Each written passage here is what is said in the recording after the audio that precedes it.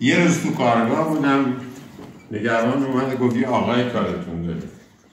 ساختمونی که من میساختم درست روبروی اداره ارشاد.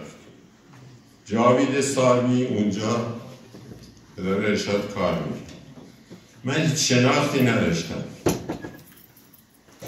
رفتم پایین، دیدم یه مرد قد بلند با ابهت، واقعا با موهای سفید که همون چهرهش همون وهله اول منو گرفت.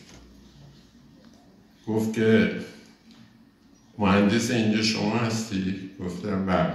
گفت که نه، منظورم مهندس طراحش هست. گفتم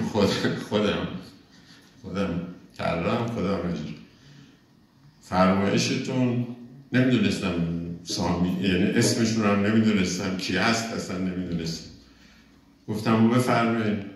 گفت حقیقتش من محل کارم اینجاست، از پشت پنجره همیشه داشتم کار شما رو نگاه میکردم، از کارت خوشم اومده.